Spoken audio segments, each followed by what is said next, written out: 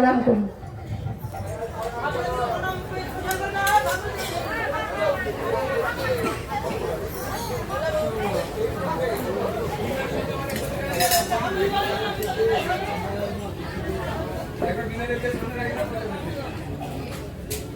নমো মহাবদন্নায় কৃষ্ণ ভক্তি প্রদায়তে কৃষ্ণ কৃষ্ণ চৈতন্য গৌর নামনে তিসে নমঃ।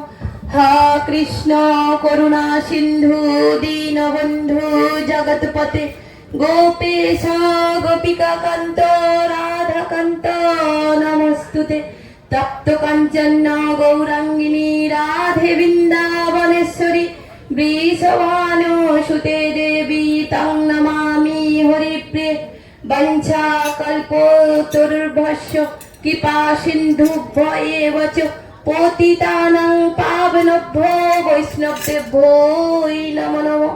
বৃন্দাবৈ তুলসীদেবৈ প্রিয়াৈ কেশবস্য চ বিষ্ণু ভক্তি পদে দেবী সত্যবত্যৈ নমো নমঃ। বৃন্দাবৈ তুলসীদেবৈ প্রিয়াৈ কেশবস্য চ বিষ্ণু ভক্তি পদে দেবী সত্যবত্যৈ নমো নমঃ। বৃন্দাবৈ তুলসীদেবৈ প্রিয়াৈ কেশবস্য চ বিষ্ণু ভক্তি পদে দেবী সত্যবত্যৈ নমো নমঃ। বৃন্দা দেবী কি, ভক্তি দেবী কি, জয় জয় শ্রী গুরু গৌর নিতাই সীতানাথ প্রেমানন্দে হরি হরি বল। নিতাই গৌর রাধে শ্যাম।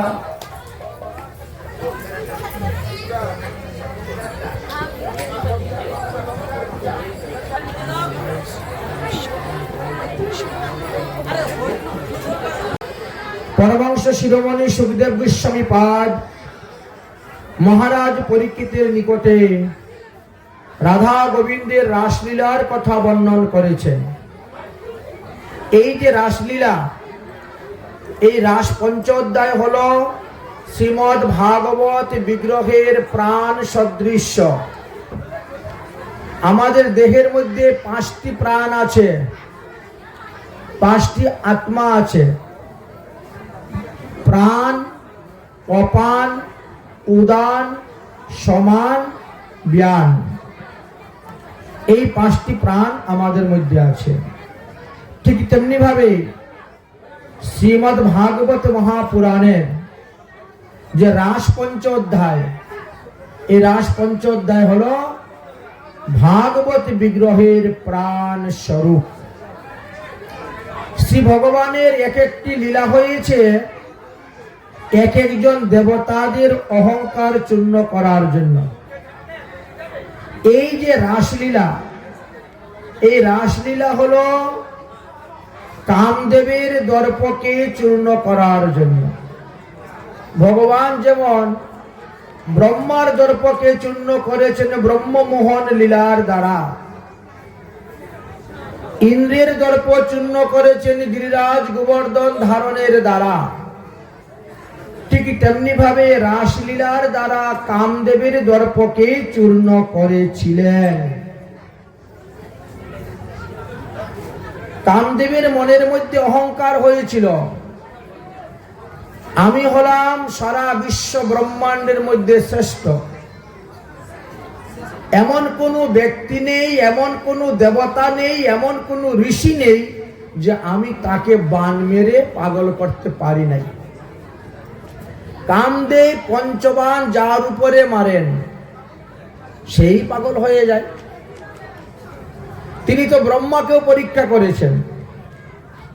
ব্রহ্মা সন্ধ্যার পিছনে দৌড়েছিলেন, ব্রহ্মা সরস্বতীর পিছনে দৌড়েছিলেন কামবানে। তিনি দেবরাজ ইন্দ্রকেও পরীক্ষা করেছেন। দেবরাজ ইন্দ্র কামবানে পীড়িত হয়ে গৌতম মুনির স্ত্রী অহল্যাকে হরণ করেছিলেন। তিনি চন্দ্রকেও বান মেরে পরীক্ষা করেছেন। চন্দ্র আপন গুরু দেবগুরু বৃহস্পতি স্ত্রী তারাকে হরণ করেছেন। আর কামদেব মহাদেবকেও পরীক্ষা করেছেন। তিনিও মোহিনী রূপ ধারণ করে স্থির থাকতে পারেন না। অন্যান্য দেবদেবীর কথা আর কি বলবো। এই জন্য কামদেবের মনের মধ্যে বড় অহংকার। সমস্ত দেবদেবীর আগে আমার পূজা হওয়া দরকার, যেহেতু আমি সব দেবদেবীদেরকে পরাজিত করে দিয়েছি। আমার কাছে কেউ কোনো বাহাদুরি করতে পারে নাই আর পারবেও না। কিন্তু সব দেবদেবীর আগে গণেশের পূজা হয়, আমার পূজা হয় না। এই জন্য তিনি ভগবান শ্রীকৃষ্ণের কাছে আসলেন বিচার প্রার্থী হয়ে। হে গোবিন্দ, আমার পূজা সবার আগে হওয়া দরকার। আমি সব কিছু পরাজিত করেছি, আমি একা অদৃশ্য। অতএব আপনি আমাকে একটা দিগ্বিজয়ী সার্টিফিকেট দেন। গোবিন্দ বলছেন, তুমি যদি আমাকে পরাজিত করতে পারো তবেই তো আমি তোমাকে সার্টিফিকেটটা দিব দিগ্বিজয়ী, না হলে আমি তোমাকে দিগ্বিজয়ী সার্টিফিকেট দিব কেন? কামদেব বলছে, প্রভু তাহলে তোমার সঙ্গে যুদ্ধ হয়ে যাক। গোবিন্দ বলছেন, যুদ্ধ তো হয়েছেই। আমি যখন রাম রূপে এসেছিলাম তখনই তো তুমি যুদ্ধ করতে এসেছিলে আমাকে সীতার বিয়ের সময়। আমি তখন কি করলাম, কামদেব তোমাকে ঘোড়া বানিয়ে তোমার পিঠের মধ্যে বসে সীতাকে বিয়ে করতে গিয়েছিলাম। আর আজকালকার ছেলেরা বিয়ে করতে যায় কামকে মাথার মধ্যে নিয়ে, তাই না? কামদেবকে মাথার মধ্যে নিয়ে যায় বিয়ে করতে, আর ভগবান কামদেবকে ঘোড়া বানিয়ে তার পিঠের মধ্যে বসে গিয়েছিলেন বিয়ে করার জন্য। কামদেব বলছে, তখন তো আপনি মর্যাদা পুরুষোত্তম রাম ছিলেন, এই জন্য আপনাকে আমি পরাজিত করতে পারি নাই। কিন্তু এইবার আপনি লীলা পুরুষোত্তম, তাই তোমাকে তো এবার আমি পরাজিত করবই করব। ভগবান বলছেন, ঠিক আছে তাহলে পরীক্ষা হয়ে যাক। আগামী আশ্বিন মাসের পূর্ণিমা তিথি, এটাকে কি বলা হয় পঞ্জিকাতে? শারদীয় রাধা কৃষ্ণের রাস যাত্রা, তাই না? ওই দিন তোমার সঙ্গে আমার যুদ্ধ হইবে। আমি 100 কোটি গোপী নিয়ে নৃত্য করব, খেলা করব। হে কামদেব, তোমার মধ্যে তো 5টা বাণ আছে, ওই 5টা বাণ তুমি আমার উপরে মারবে, আমার গোপীদের উপরে মারবে। তারপরেও যদি আমার 1 ফুটটা বীর্যস্খলন করতে পারো তাহলে তোমাকে আমি দিগ্বিজয়ী সার্টিফিকেট দিব, না হলে তোমাকে দিগ্বিজয়ী সার্টিফিকেট দিব না। তুমি যে বাহাদুরি দেখাচ্ছ, সবাইকে তুমি জয় করেছ, মহাদেব তো তোমাকে ভস্ম করে দিয়েছিল। তখন কামদেব বলছে, তখন তো সে তোমার ধ্যান করছিল প্রভু। মহাদেবের কি শক্তি আছে আমাকে ভস্ম করার? সে তোমার ধ্যান করেছিল, তোমার শক্তিতে শক্তিমান হয়ে বলবান হয়ে সে আমাকে ভস্ম করেছিল, যার কারণে আমার এক নাম অনঙ্গ হয়ে গেছে, আমার শরীর দেখা যায় না। কামদেবের শরীর কেউ দেখতে পায় না, অথচ সে তার কাজ ঠিকই করে যাচ্ছে, চালিয়ে যাচ্ছে। ভগবান বললেন, তাহলে যাও, তুমি আগামী আশ্বিন মাসের পূর্ণিমা তিথিতে তুমি আমার কাছে আসবে। সেই দিন আমি 100 কোটি গোপীদেরকে নিয়ে রাসলীলা করব বৃন্দাবনে। দেখা যাবে সেই দিন তোমার আমার যুদ্ধ হবে, কে যুদ্ধে জয়লাভ করতে পারে। আচ্ছা, ভগবানের সবকিছু খেলাকে লীলা হয় বলা হয় কেন? গোবর্ধন ধারণ লীলা, পুতনারাজপুষ্টি উদ্ধার লীলা, বকাসুর উদ্ধার লীলা, অগাসুর উদ্ধার লীলা, ব্রহ্ম মোহন লীলা। ভগবানের প্রতিটা জিনিসকে লীলা বলা হয়। বল খেললো ওটাও লীলা, কালীয় নাগকে দমন করলেন ওটাও লীলা, আর আমরা করলে খেলা। আমরা কি বলিনি ফুটবল লীলা করতে যাচ্ছি, ফুটবল খেলতে যাচ্ছি, ফুটবল খেলা। তো মানুষে করলে খেলা আর ভগবানে করলে লীলা, তার কারণ কি? বললে কারণ হলো লীলাটা কার মধ্যে হয়?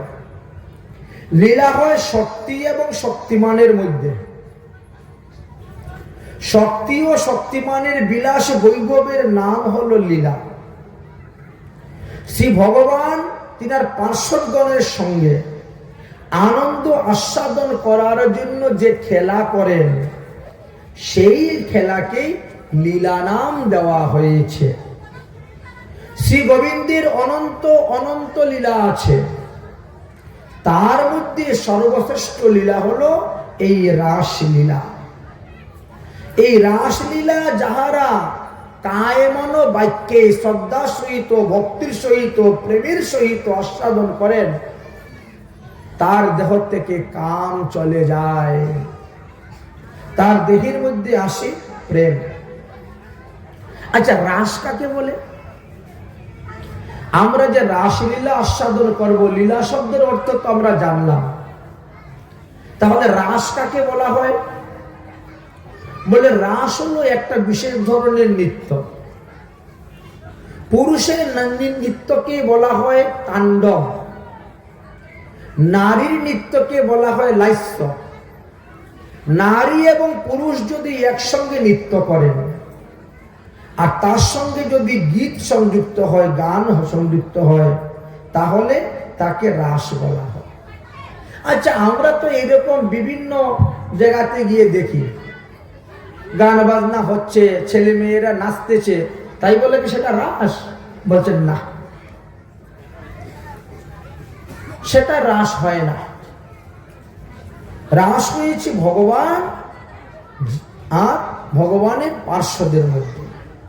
আমরা যাদের সঙ্গে নাচাকুদা করি, তারা কেউ আমাদের অংশ নয়, তারা কেউ শক্তিমান নন, যার কারণে তাকে রাস বলা হয়। শুধু রাস কেন, ভগবানের 12 মাসে 12টা যাত্রা আছে। প্রত্যেকটি মাসেই আমাদের এই উৎসবগুলা করা হয়। রাসও একটা উৎসব যাত্রা। আচ্ছা, রাস কাকে নিয়ে করেছিলেন? মহাভাব স্বরূপণী শ্রীমতী রাধা রানীকে নিয়ে। রাসের মূল স্তম্ভ হলেন শ্রীমতী রাধা রানী। রাধা রানীকে গোবিন্দ রাসেতে আস্বাদন করবেন। রাসলীলার আগে কোনোদিনও রাধা গোবিন্দের দেহ মিলন হয় নাই।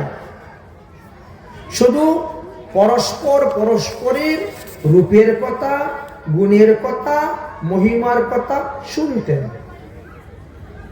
একে অন্যকে দেখার জন্য একটা আকাঙ্ক্ষা থাকত, যাকে বলা হয় পূর্বরাগ। তো আগে পূর্বরাগ হয়েছে, তারপরে রাস হয়েছে। একজন আরেকজনের উৎসবকে লক্ষ্য করা হয়েছে। যে কোনো একটা উৎসব করতে গেলে তার মূল স্তম্ভ থাকে একজন, কিন্তু উৎসব তো একজনের দ্বারা হয় না। একটা উৎসব করতে গেলে অনেক লোক লাগে, প্রয়োজন হয়, কিন্তু মূল স্তম্ভ থাকে একজন। এই রাসেতে মূল স্তম্ভ হলেন শ্রীমতী রাধা রানী। শাস্ত্র অনুসারে জানা যায় যে শক্তি এবং শক্তিমান দুজনের মধ্যে এই রাসলীলা হয়েছে। রাধা পূর্ণ শক্তি, কৃষ্ণ পূর্ণ শক্তিমান, দুই বস্তু ভেদ নাহি, শাস্ত্রেতে প্রমাণ। রাধা কৃষ্ণ ঐচে সদা একই স্বরূপ, লীলা রস আস্বাদিতে ধরলেন দুইটি রূপ। রাধা এবং কৃষ্ণ অভিন্ন, তারা এক আত্মা। একে অন্যকে আস্বাদন করার জন্য দুইটি রূপ ধারণ করে এসেছে। গোবিন্দই গোবিন্দের রূপ মাধুরী, লীলা মাধুরী, বেণু মাধুরী, গুণ মাধুরী আস্বাদন করার জন্য তিনি তিনার বামঙ্গ থেকে লাদিনী শক্তি স্বরূপা শ্রীমতী রাধা রানীকে প্রকট করেছিলেন এই লীলা আস্বাদন করার জন্য। মহাভাব চিন্তামণি রাধার স্বরূপ, ললিতাদি সখীগণ হন রাধার কায়বুহ রূপ। যে কোনো উৎসব করতে একজনে তো হয় না, দুজনে হয় না, অনেক লোক লাগে। তাই রাধারানীর দেহ থেকেই ললিতা আদি সখীগণ প্রকট হয়েছিলেন। রাধার স্বরূপ কৃষ্ণ প্রেম কল্পলতা, আর সখীগণ হয় তার পল্লব ফুল পাতা। শ্রীকৃষ্ণ হলেন কল্পবৃক্ষ,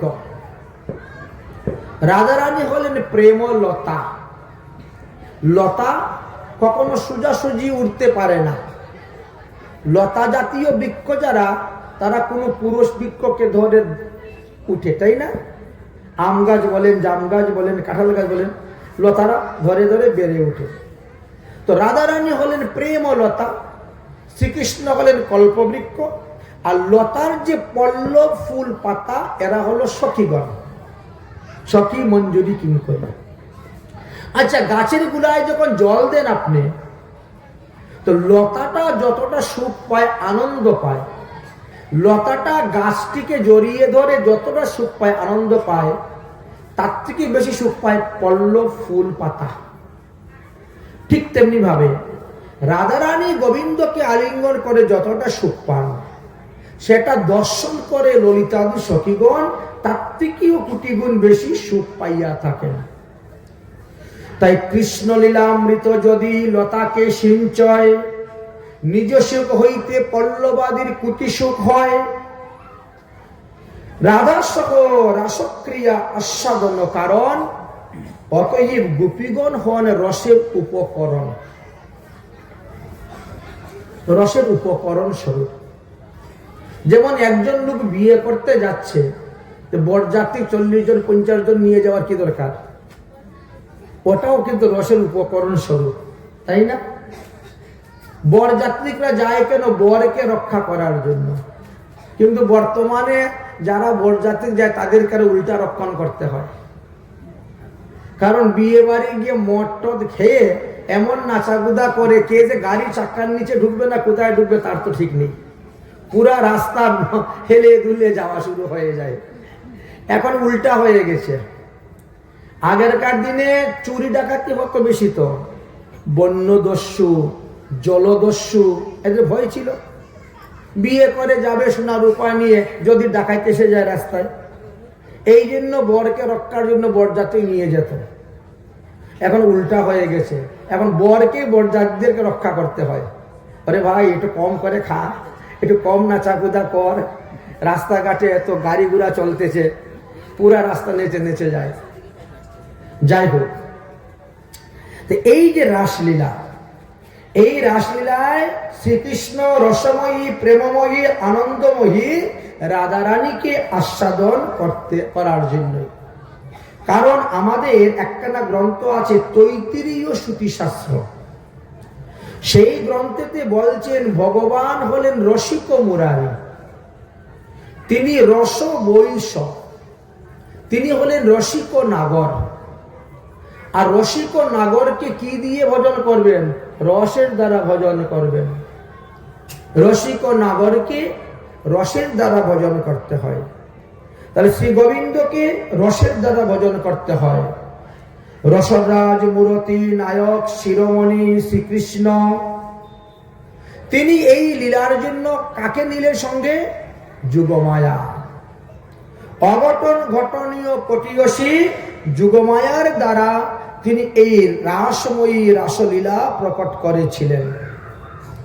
স্বীয় লাদিনী শক্তির প্রিয় শিবনকে প্রেমানন্দ রসসম্ভোগ আস্বাদন করাবার জন্য, এই বিশ্বের প্রেমিক ভক্তদেরকে অপ্রাকৃত রস সুধা মাধুরী পান করানোর জন্য তিনি এই উজ্জ্বল রসময়ী রাসলীলাকে আবিষ্কার করেছিলেন।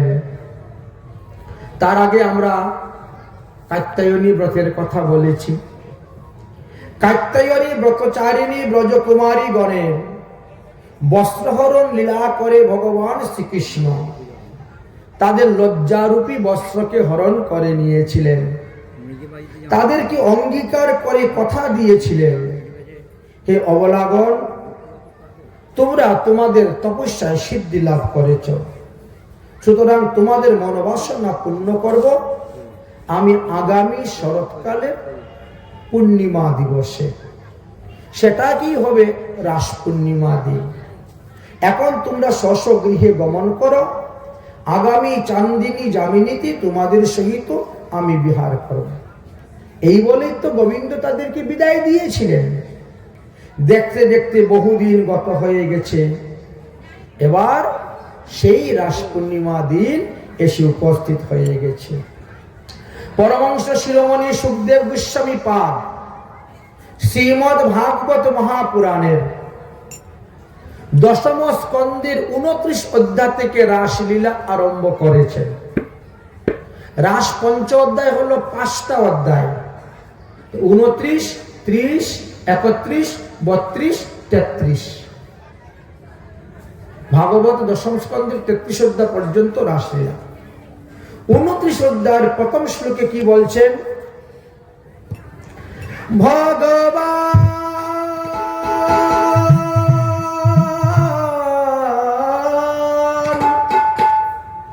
ভগবান অপিতা রাত্রি শারদ ফুল্ল মল্লিকা।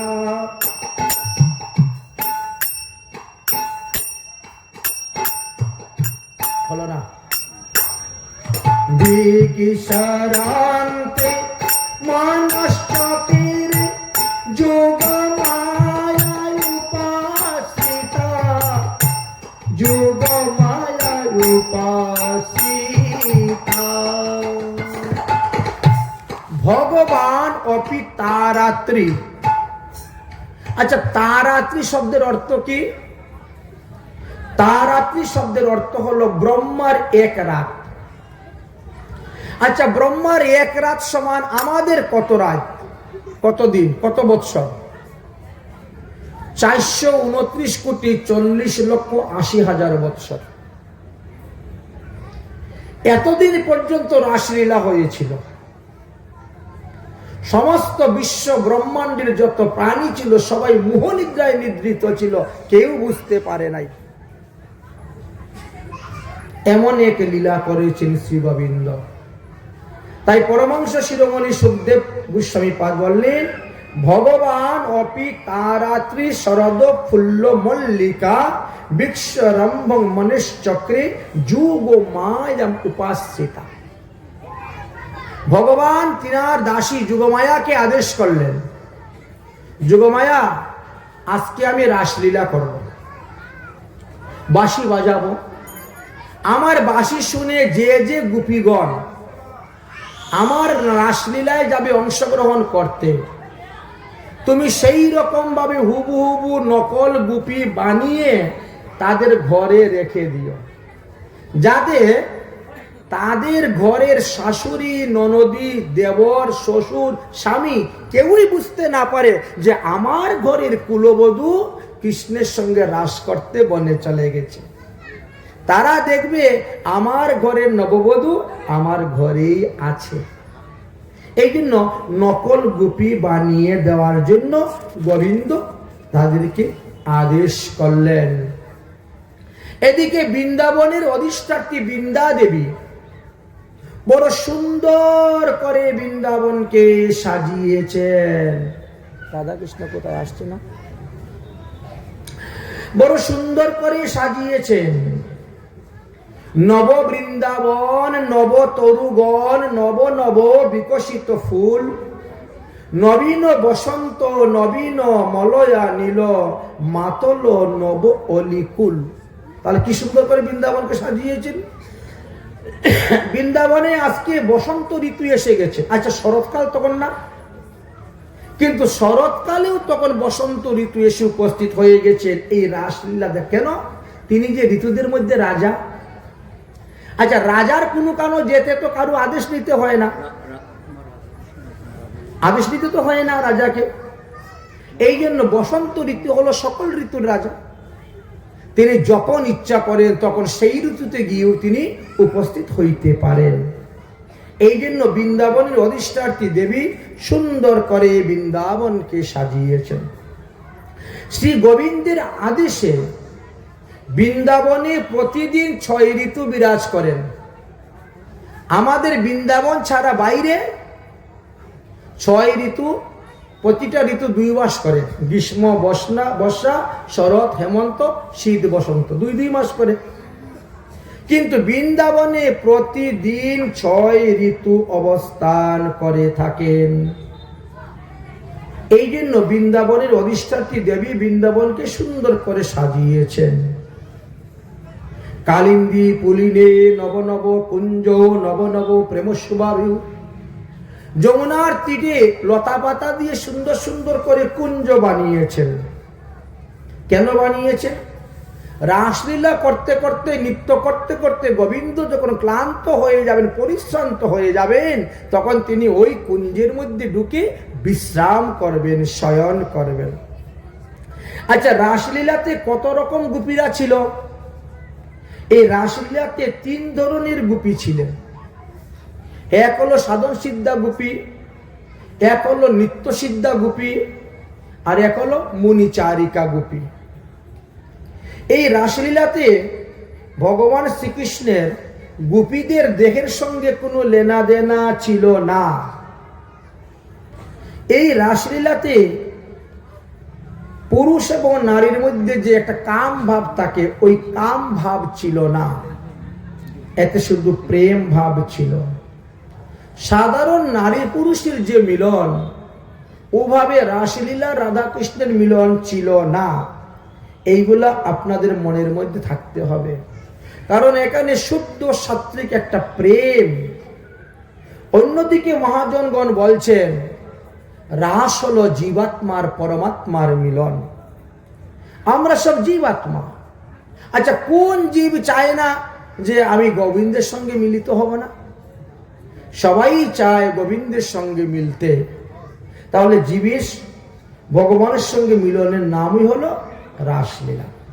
আর আমরা আগেই বলেছি, এই রাসলীলা হলো কাম বিজয়ী লীলা, অর্থাৎ কামদেবকে বিজয় করার জন্য লীলা। এই লীলার মধ্যে কোনো প্রাকৃতিক কাম নেই। এই লীলার মধ্যে আছে শুধু প্রেম আর প্রেম। পরমহংস শিরোমণি সুখদেব গোস্বামী পাদ মহারাজ পরীক্ষিতকে বলছেন, হে রাজন, অনুগ্রহায় ভক্তানাং মনুষ্য দেহ মাশ্রিতম। ভগবান ভক্তদেরকে অনুগ্রহ করার জন্য, ভক্তদেরকে কৃপা করার জন্য তিনি মনুষ্য দেহ ধারণ করে এসেছেন। কেন? ভক্ত বিনোদার্থম মে করুমি বিবিধ ক্রিয়া। ভক্তদেরকে আনন্দ দেওয়ার জন্য গোবিন্দ এই সমস্ত লীলা করে গিয়েছেন, ক্রিয়া করে গিয়েছেন। যদিও এই রাসলীলা অতি ঘোরতর, সাধারণ লোকেরা এটা বুঝতে পারবে না। তথাপিও পরমহংস শিরোমণি সুখদেব গোস্বামী পাদ জীবের মঙ্গলের জন্য এই রাসলীলা তুলে ধরেছেন। যেমন খাঁটি সোনা কোনো অবস্থায় তার দাম কমে না, ঠিক তেমনি ভাবে ভগবান কর্তম অকর্তম যা কিছুই করেন না কেন, এতে কোনো রকমেরই তিনার গুণ কমে না। যাই হোক, শ্রী গোবিন্দ দেখলেন আজকে হলো সেই রাস পূর্ণিমা। আজ আমি গোপীদের মনোবাসনা পূর্ণ করব। তাই সামনের দিকে দরজাটা বন্ধ করে দিয়ে পিছনে জানালা দিয়ে গোবিন্দ পালিয়েছেন। মা যশোদাও জানেন না, কেউ জানে না।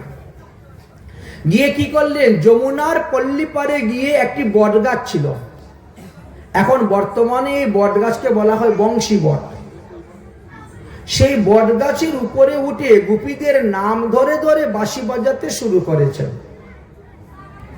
আচ্ছা, অন্যান্য দিন যদি গোবিন্দ বাঁশি বাজায়, সেই বাঁশি কিন্তু সবাই শুনতে পেত। কিন্তু আজ যে বাঁশি বাজানো হচ্ছে, এই বাঁশি গোপী ছাড়া, ভগবানের অন্তরঙ্গ গোপী ছাড়া, অন্তরঙ্গ রসের তরঙ্গ ছাড়া অন্য কেউ শুনতে পাচ্ছে না। বাঁশি শোনার পরে সবার মনের মধ্যে এমন একটা কাম ভাব উত্তোলিত হলো যে এখনই গিয়ে বাঁশিওয়ালার চরণে মন প্রাণ সঁপে দেয়। যে যে অবস্থায় আছে সেই অবস্থায় সেই কাজ ফেলে দিয়ে বাঁশিওয়ালার কাছে যাওয়ার জন্য তারা পাগল হয়ে গেছেন। এক গুপি আরেক গুপিকে বলছেন, আরে এত সুন্দর বাঁশি কোথায় বাজতেছে রে, চল চল বাঁশিওয়ালাকে দেখার জন্য যাব। তাই বাঁশিওয়ালাকে দেখার জন্য তাদের মন উচ্চাটন। কোনো কোনো গুপি হয়তো তিনার শ্বশুরকে খেতে দিচ্ছেন, রাত্রিবেলা তো শাশুড়িকে খেতে দিচ্ছেন, স্বামীকে খেতে দিচ্ছেন, বা অন্যান্য ছোট ছোট বালকদেরকে দুগ্ধাদি পান করাচ্ছেন। কিন্তু যে যে অবস্থায় ছিল তিনি সেই অবস্থায় তাকে ফেলে দিয়ে রওনা হয়ে গেছেন। আমাদের পদকর্তা বলছেন, শরৎ চন্দ্র পবন মন্দ বিপিনে বরল কুসুম গন্ধ রে, আহারে আহারে আহারে।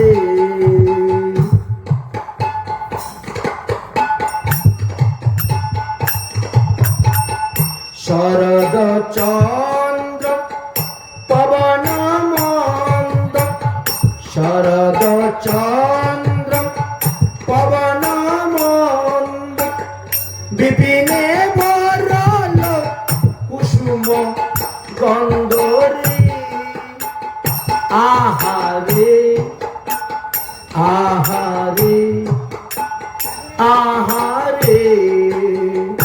কিবা ফুল্ল মল্লিকা মালতী জ্যোতি,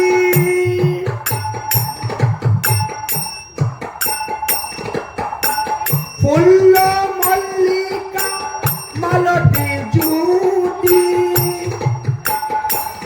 এবং মত্ত মধুকর পারণী, মত্ত মধুকর পারণী, মত্ত মধুকর পারণী।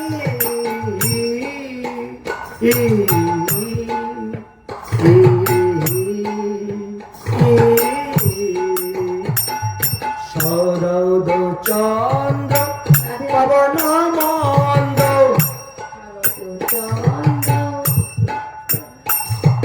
শরদ চন্দ্র পবন মন্দ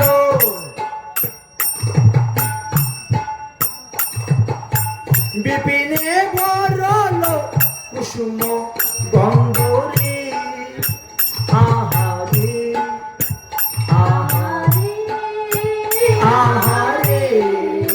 কিবা ফুল্ল মল্লিকা মালতী জ্যোতি, ফুল্ল মল্লিকা মালতী জ্যোতি, মত্ত মধুকর পারণী, মত্ত মত্ত মধুকর পারণী,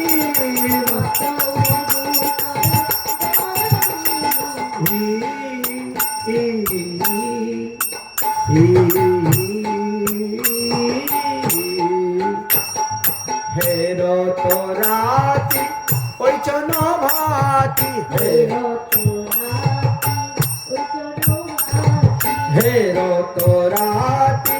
ওই জন ভাতি,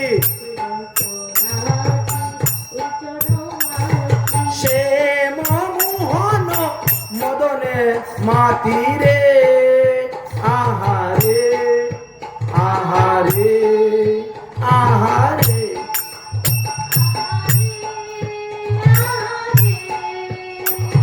হের তোরাতি ওই জন ভাতি, হের তো সে মোহন মদনে মাতি রে, আহারে আহারে আহারে।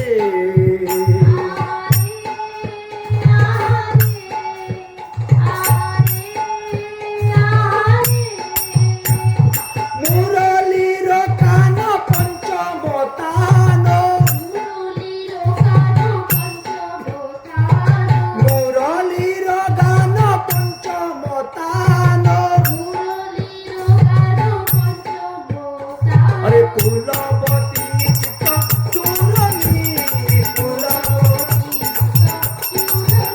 আরে কুলবতী চিত্ত চূড়ণী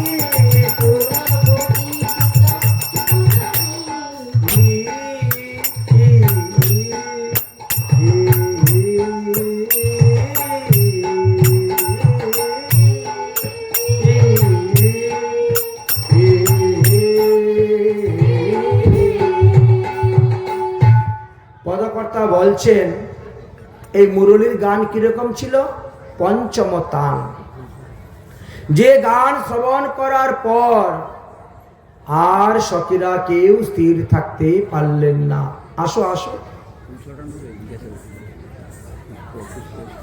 হ্যাঁ হ্যাঁ, সে করতে পারো। ক্যামেরাটা ওই দিয়ে ঘুরিয়ে দাও। যাই হোক, গোপীরা তখন রওনা হয়েছেন এবং গোপীরা সব আসতে শুরু করেছেন। কিভাবে আসছেন? আরে ও বাঁশি রে, ও বাঁশি রে, ও বাঁশি রে। বাঁশির সুর শুনে পাগল হয়ে গেছেন। তাই গোপীরা বলছেন আজ কালো শশী বাজায় বাঁশি,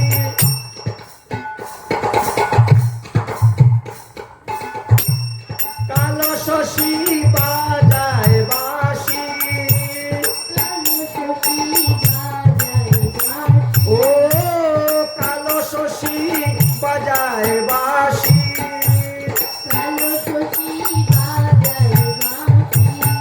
যমুনার কলিনে রে বাঁশি বাজে ধীরে ধীরে, বাঁশি বাজে ধীরে ধীরে, ও বাঁশি রে,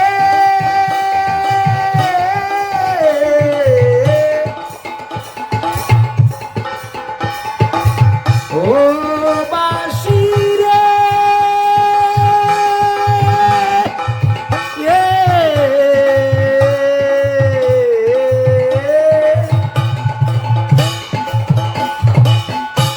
কালো শশী বাজায় বাঁশি,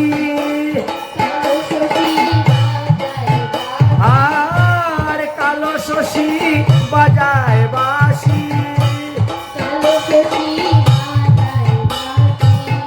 যমুনার কলিনে রে বাঁশি বাজে ধীরে ধীরে, বাঁশি বাজে ধীরে ধীরে, বাঁশি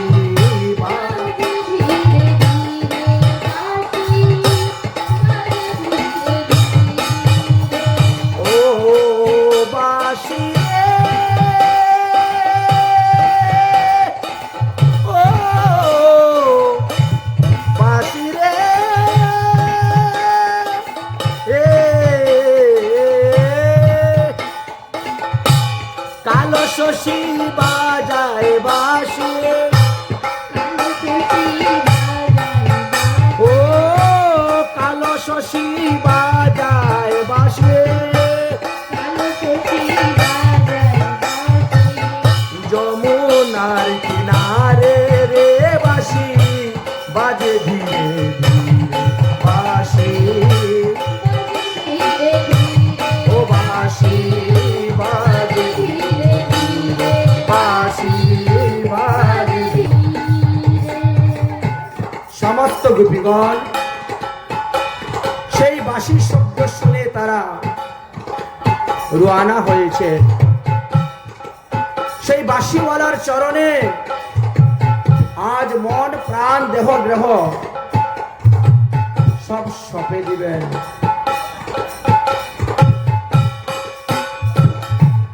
শুনত গোপী প্রেমেতে রূপী,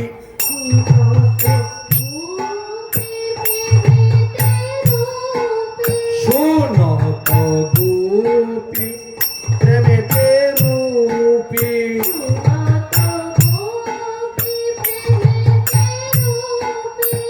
মনহি মনহ আপ সপিরে আহারে আহারে আহা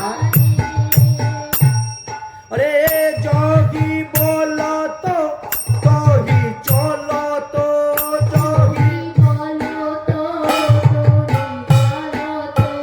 जोगी बोलो तो जोगी चलो तो अरे मुरली रामला कलनी मुरली रामला अरे मुरली रामला कलनी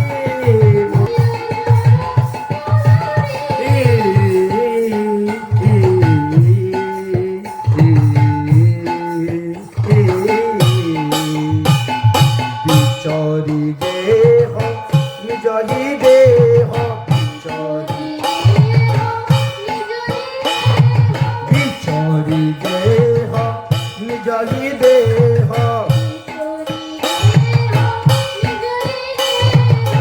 ये कोनो योने काजल देयो रे आहारे आहा आहा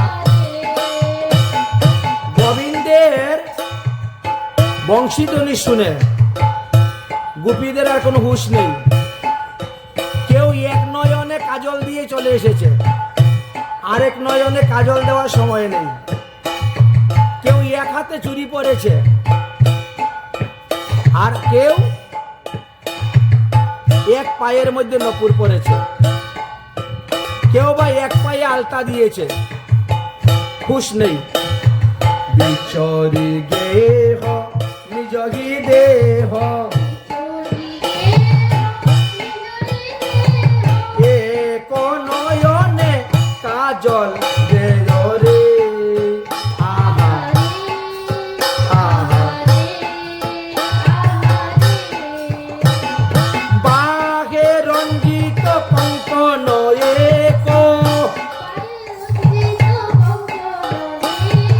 এক হাতে চুরি পরে চলে এসেছে, আরেক হাতে চুরি দেওয়ার সময় নেই।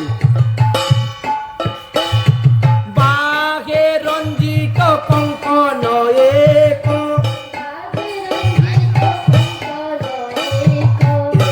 কোন দুল দুলনি এক কোন দুল দুলনি এক কোন দুল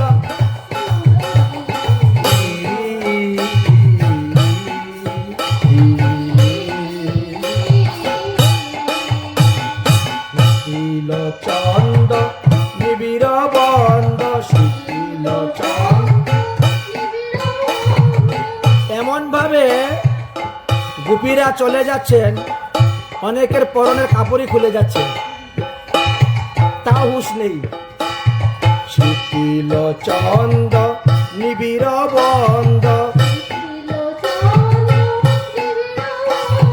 বেগে ধাবত যুবতী বৃন্দ রে আহা আহা আহা ওরে খসন বসন রসন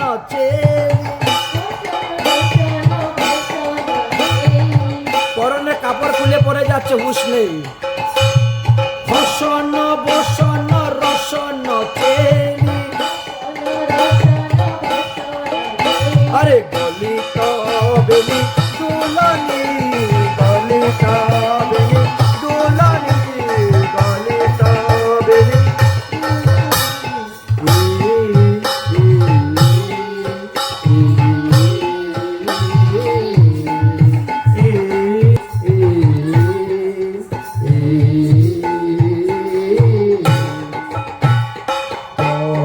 বলত সকিনী মিলি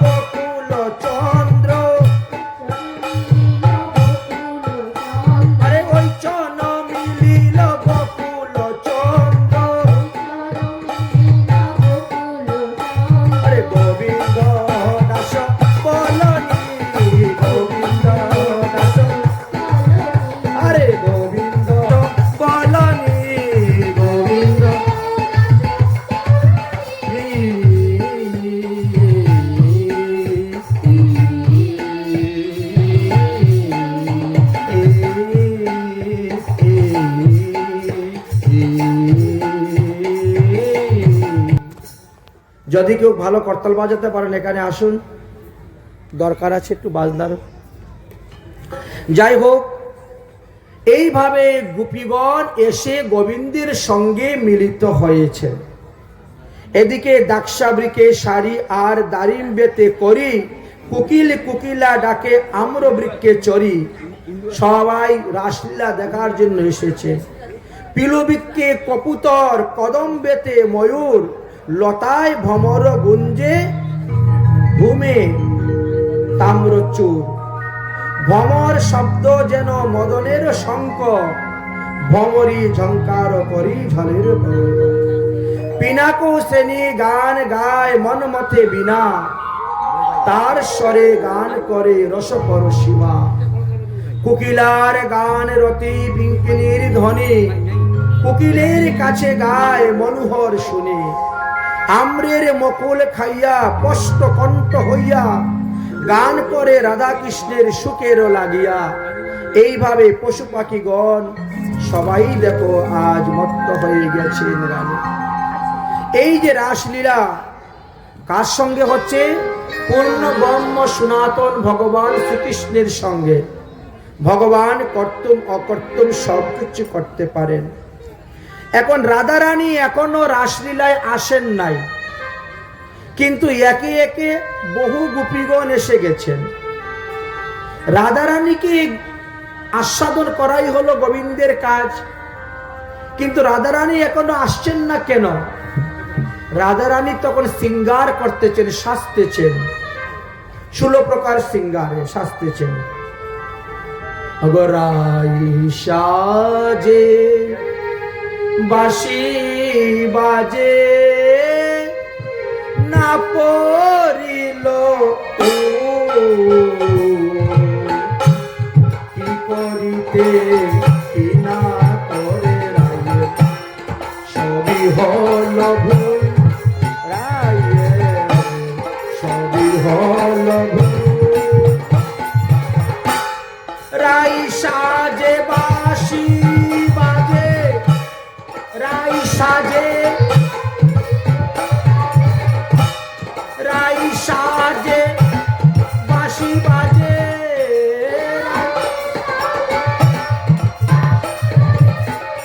না পড়িল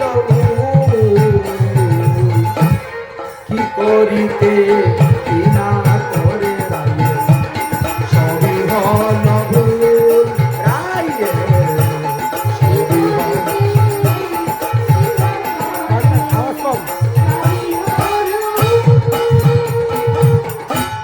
মুখরে আচরে রাই বান্ধে কেশের ভার, মুখরে আচরে রাই বান্ধে কেশের,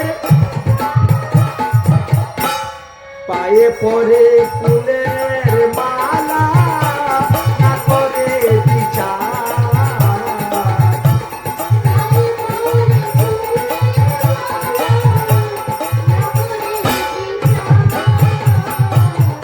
আজ রাধারানী একেবারে পাগলিনী হয়ে গেছেন। মাথার চুল বাঁধা করে চুলের কুপার মধ্যে তিনি ফুলের মালা দিবেন, তা না দিয়ে পায়ের মধ্যে দিয়ে দিয়েছেন ফুলের মালা। কোনো হুঁশ নাই। মুচরে আচরে রাই বাজে কেশের ভার,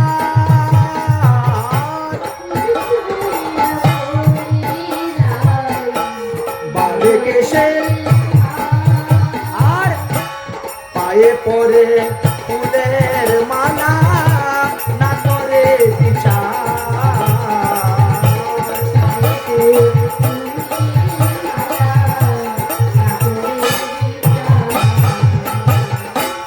করেতে নপুর পরে জঙ্গায় পরে তার করেতে। আচ্ছা, নপুর তো সবাই পায়ের মধ্যে পরে, কিন্তু আজকে নপুর হাতে লাগিয়ে দিয়েছে রাধারানী। তাই মহাজন কি বলছে? করেতে নপুর পরে জঙ্গায় পরে তার,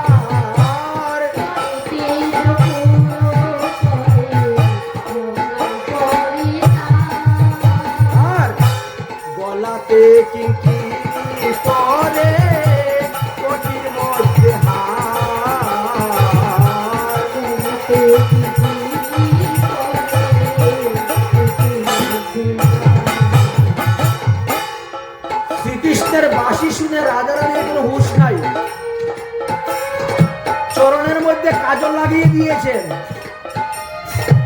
আর নয়নের মধ্যে আলতা। প্রেম কাকে বলে দেখেন, চরণেতে কাজল পরে নয়নে আলতা,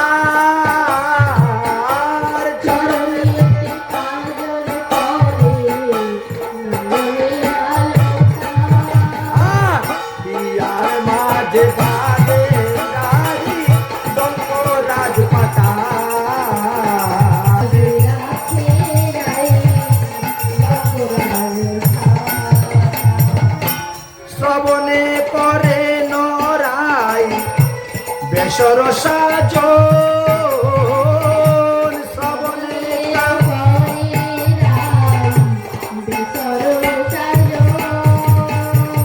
না সার উপরে পরে বেনুর রচর,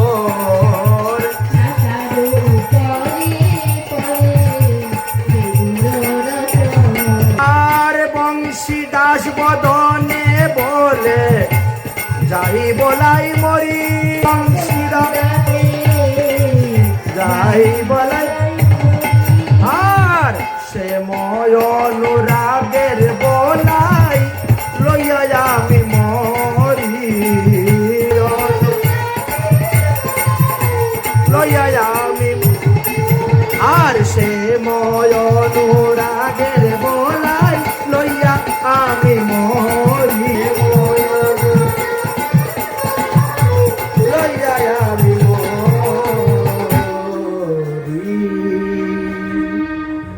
শ্রী গোবিন্দ অপেক্ষা করছেন রাধারানী কেন এখনো আসছেন না। তিনি না আসলে তো আমি রাসলীলা আরম্ভ করতে পারি না, অতএব রাধারানী আসলে পরে আমি রাসলীলা আরম্ভ করব। কিন্তু এত এত গোপীগণ আমার কাছে আসছে, তাদেরকে আমি কি বলে সান্ত্বনা দেই। তাই ভগবান মনে মনে চিন্তা করছেন, এদিকের কথা ওদিক, ওদিকের কথা এদিক বলে একটু সময় নষ্ট করি তাদের সঙ্গে গল্প করে, তার মধ্যে যদি রাধারানী চলে আসেন তবেই তো আমাদের মঙ্গল। সখীরা এমন ভাবে ছুটছেন, কেউ কারো দিকে তাকাচ্ছেন না। তারা যখন দৌড়ে যাচ্ছে তখন তাদের মাথার থেকে ফুল ঝরে ঝরে পড়ছে, যেমন দুই দিকে দুইটে নদীর তীর আর মধ্যেখানে জলের স্রোতের মতন ছুটছেন গোপীরা। কেউ যদি হুচট করে পড়ে যায় তাও কেউ কাউকে তুলছেন না, সবাই যাচ্ছেন আর বলছেন কি, বাজে বাজে বাজে কাহা সে মকি মুরলিয়া,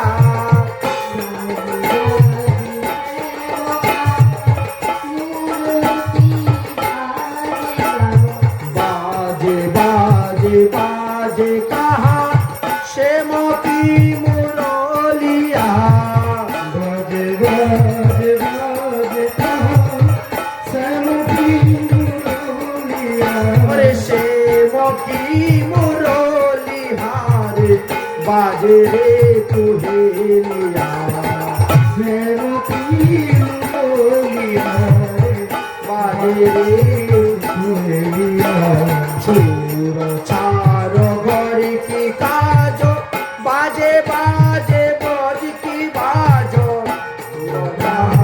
ঘরে কি কাজ বাজে বাজে বজ কি কাজ, বাজে কাহা বাজে কাহা বাজে কাহা বাজে কাহা সে মকি মুরলিয়া, সে মকি মুরলিয়া, বাজে বাজে বাজে কাহা সে মকি মুরলিয়া, বাজে বাজে বাজে কাহা সে মকি মুরলিয়া, ওরে সে মকি মুরলিয়া রে বাজে রে তুহে লিয়া, সে মকি মুরলিয়া রে বাজে রে তুহে লিয়া।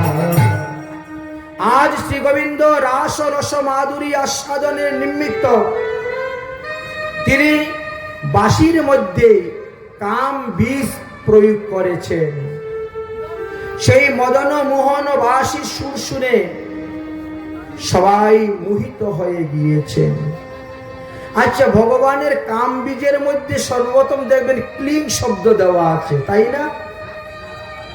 এই যে ক্লিং শব্দ, এটাই হলো কাম বীজ।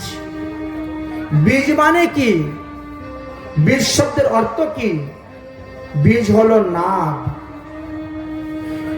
বীজ মাত্রই নাদ যুক্ত হওয়া প্রয়োজন।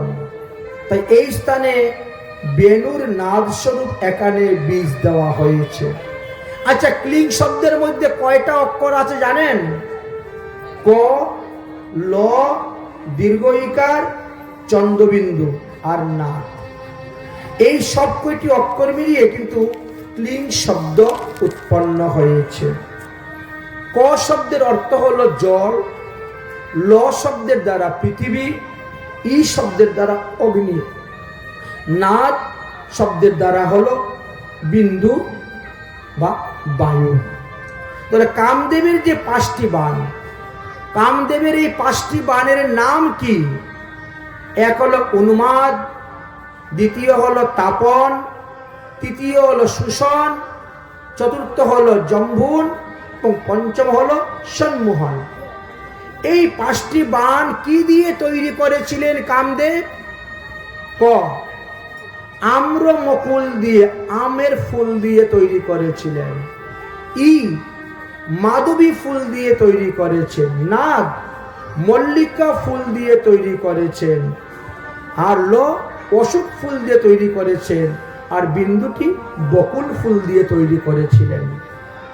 কামদেব সাঙ্গ নামক ধেনুর মধ্যে এই 5টি বাণ যোজনা করে তিনি গোপীদের উপর মেরেছেন। তাই গোপীগণ সেই কামবাণে জর্জরিত হয়ে গোবিন্দের সঙ্গে সাক্ষাৎ করার জন্য তারা রওনা হচ্ছেন। রাধারানী বলছেন, আরো তো কত বংশীধ্বনি শুনেছি, কিন্তু এই রকম বংশীধ্বনি তো কখনো শুনি নাই। রাই কহে কে বাহেন মুরলি বাজায় যেন বিষামৃত একত্র করিয়া। আজকে কেমন ধরনের বাঁশি বাজাচ্ছেন? এত শুনলে পরেও গায়ে জ্বালা করতেছে যাওয়ার জন্য, আর যেতে পারছি না বলে থরথর করে শরীরটা কাঁপতেছে। গোবিন্দ দেখতেছেন, আর সুশীলা সখীর সঙ্গে 16,000 গোপী এসেছে, কুন্তী সখীর সঙ্গে 10,000 গোপী এসেছে, কদম্ব সখীর সঙ্গে 13,000 গোপী এসেছে, যমুনা সখীর সঙ্গে 14,000 গোপী এসেছে, জাহ্নবা সখীর সঙ্গে 9,000 গোপী এসেছেন, সবিত্রা সখীর সঙ্গে 15,000 গোপী এসেছে, স্বয়ংভুবা প্রভা সখীর সঙ্গে 17,000 গোপী এসেছে, সুভা সখীর সঙ্গে 18,000 গোপী আসে, পদ্মী সখীর সঙ্গে 20,000 গোপী এসেছে, গৌরী সখীর সঙ্গে 11,000 গোপী এসেছে, কালিন্দী সখীর সঙ্গে 12,000 গোপী এসেছেন, দুর্গা সখীর সঙ্গে 19,000 গোপী এসেছেন, কমলা সখীর সঙ্গে 8,000 গোপী এসেছেন, সরস্বতী সখীর সঙ্গে 21,000 গোপী এসেছেন, ভারতী সখীর সঙ্গে 7,000 গোপী এসেছেন, অম্বিকা সখীর সঙ্গে 22,000 গোপী এসেছেন, নন্দিনী সখীর সঙ্গে 25,000 গোপী, চন্দ্রমুখী সখীর সঙ্গে 16,000 গোপী, গঙ্গার সঙ্গে 14,000 গোপী, মাধবীর সঙ্গে 11,000 গোপী, শশীকলা গোপীর সঙ্গে 9,000 গোপী। কত নাম নিব? এইভাবে বহু গোপীগণ এসেছেন। তাই গোবিন্দ বলছেন, স্বাগতম ভূ মহাভাগ প্রিয়ং কিঙ্করবাণী চ ব্রজস্বানাময়ং কশ্চিৎ ধ্রুবয়াগমন কারণম। হে পতিব্রতা শিরোমণি, ভাগ্যবতী ব্রজের গোপীগণ, ব্রজের রমণীগণ, তোমাদেরকে স্বাগতম, সুস্বাগতম জানাই। আসো আসো, তোমরা আমার কাছে আসো। বলো, আমি তোমাদের আনন্দ বর্ধনের জন্য কি কাজ করতে পারি? আচ্ছা, ব্রজের সবাই কুশলে আছে তো? গোপীগণ বলেন, হ্যাঁ আজ্ঞে, সবাই কুশল। রসরাজ মূরতি শ্রী গৌর সুন্দর মহাপ্রভু শতকোটি ব্রজগোপী বালার দিকে চাইয়ে দেখলেন তখনও রাসেশ্বরী শ্রীমতী রাধারানী রাসলীলায় এসে উপস্থিত হন নাই। তাই তিনি চিন্তা করলেন রাধারানী হলো এই রাসলীলার মূল স্তম্ভ, তাকে রাসে আস্বাদন করাটাই হলো আমার মূল কাজ। আর এই রাসলীলা যতক্ষণ পর্যন্ত রাধারানী না আসবেন ততক্ষণ পর্যন্ত আমি তাদের সঙ্গে একটু হাস্য উপহাস্য পরিহাস্য করে সময়টা কাটাই। তাই গোবিন্দ বলছেন, ওহে গোপী কিসের লাগি গহন বলে এলে গো, ওহে গোপী কিসের লাগি গহন বলে এলে গো। হে গোপীগণ, এই মধ্যরাত্রে তোমরা কিসের জন্য এই গভীর বনের মধ্যে এসেছো? তোমরা কি বনের শোভা দেখার জন্য এসেছো না ফুল তোলার জন্য এসেছো? রজস্বানাম ঘুর রূপা ঘুর সত্যম নিষেভিতা প্রতিয়ায়ং বজেনেহম স্নেহং অভীতম সুনন্নায়ম। এই রাত্রিকালে তো অনেক হিংসদারী জীবজন্তুগণ বের হয়, অতএব তোমরা এখানে থাকা উচিত নয়। তোমরা তাড়াতাড়ি দ্রুত গতিতে তোমরা গৃহে ফিরে যাও। তোমাদের শ্বশুর শাশুড়ি ননদিনী স্বামী তারা হয়তো তোমাদেরকে খোঁজার জন্য বেরিয়ে গেছেন, তোমরা দ্রুত ফিরে যাও। ওহে গোপী কিসের লাগি গহন বনে এলে গো,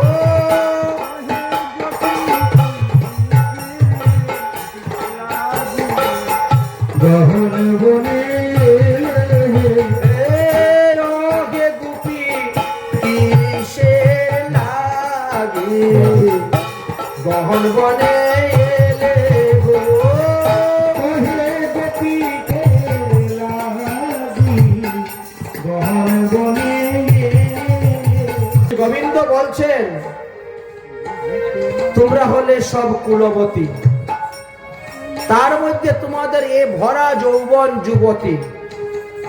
এই গুর যমনীতে পথের মধ্যে আছে অনেক পশু পাখি, অতএব এখানে থাকা তোমাদের উচিত নয়। যদি তোমাদের বনের শোভা দর্শন করা হয়েই থাকে তাহলে তোমরা বনের শোভা দেখে তাড়াতাড়ি চলে যাও। কারণ কি জানো? মা তারো পিতরো পুত্রা ভ্রাতারো প্রতয়শ্চ ইয়ে বিচন্তামেহি পস্তানায়া কষ্টিত বন্ধু সমান। তোমাদের মাতা পিতা শ্বশুর শাশুড়ি স্বামী দেবর তারা সবাই তোমাদেরকে খুঁজবে। তোমরা তো ব্রজের কুলবধূ, শ্বশুর শাশুড়ির সেবা করা স্বামীর সেবা করাই তো তোমাদের কর্তব্য। তোমরা চলে এসেছো, অতএব তোমরা গৃহে ফিরে যাও। যাহ গোপী যাহ নিজ ঘর, আপন আপন স্বামীদেরকে তোমরা ভজন করো। শাস্ত্রে বলছে ভর্তাং শুশ্রুতম স্ত্রীনাম, স্ত্রীলোকের পরম ধর্মই হলো স্বামীর সেবা করা। পরো ধর্ম হিমাময়া, আমার সঙ্গে তোমাদের এই রাত্রি থাকা উচিত নয়। শাস্ত্রে বলছে স্বামী যদি গরিব হয়, রোগী হয়, নির্ধন হয়, আতুর ল্যাংরা বুবা অন্ধ হয়, তথাপিও স্বামীকে ত্যাগ করা উচিত নয়। একমাত্র মহাপাতকী স্বামী হলে তাকে ত্যাগ করা যায়, না হলে ত্যাগ করতে নাই। দুঃশীলা দুর্ভাগা বৃদ্ধা জরো রোগা নির্ধনাম শিবা তপি শ্রী শ্রীনাম হত্তানাম লোকেনাম পিপাতকী। তোমরা তো ব্রজের কুলবধূ, অতএব তোমরা গৃহে যাও। আমার সঙ্গে তোমরা থাকিও না, আমি হলাম পরপুরুষ। যদি হয় সুন্দর যুবা সর্বগুণাশ্রয়, যদি হয় সুন্দর যুবা সর্বগুণাশ্রয়, যদি হয় সুন্দর যুবা সর্বগুণাশ্রয়, তবু পরপুরুষ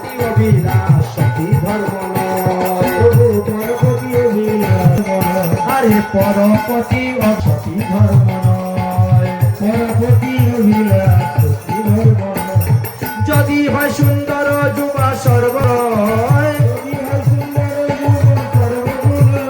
আর যদি হয় সুন্দর যুবা সর্বগুণাশ্রয়, পরপতি অভিলাষ সতী ধর্ম নয়, পরপতি অভিলাষ সতী ধর্ম নয়। যাহো যাহো গোপী, যাহো নিজ ঘর, এই রজনীতে আমার সঙ্গে তোমাদের কোন রকমের খেলাধুলা হবে না। তাও গোপীরা যাচ্ছে না। গোবিন্দ বলছেন তোমরা তো স্কুলে যাও নাই, লেখাপড়া করো নাই, কেমনে জানিবে তোমরা আহিরিনী জাতি, কেমনে জানিবে তোমরা আহিরিনী জাতি, কেমনে জানিবে তোমরা আহিরিনী জাতি, কেমনে জানিবে তোমরা আহিরিনী জাতি। এগো সধর্ম তারিয়া কেন ভজ পরপতি, আরে সধর্ম চারিয়া কেন ভজ পরপতি।